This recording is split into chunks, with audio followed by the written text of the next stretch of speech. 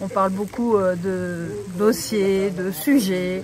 Or, on oublie souvent que derrière ces dossiers, derrière ces sujets, c'est avant tout des hommes et des femmes, c'est des familles, c'est des vies qui sont impactées, et donc rencontrer des habitants qui sont directement concernés par ce vécu-là, c'est fondamental, parce qu'on n'est pas là pour s'occuper des choses, on est là pour s'occuper des gens.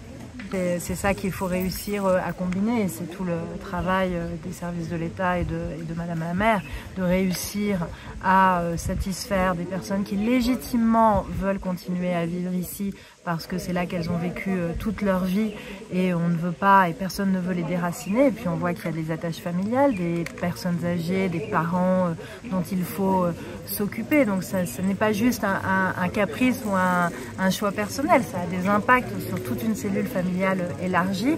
Donc il faut réussir à prendre en compte ces besoins qui sont normaux et légitimes, et en même temps ce besoin et cette responsabilité qui est celle de l'État et celle des élus locaux de protéger ces familles et de ne pas les exposer à des risques qui sont cartographiés, dont on connaît l'existence. Parfois il y a des risques qu'on ne connaît pas, et donc il est difficile d'y faire face par définition.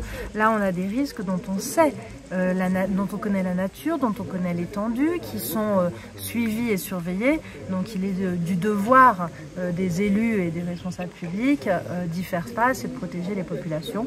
Maintenant, il faut réussir à combiner les deux, et c'est toute la difficulté de l'action publique.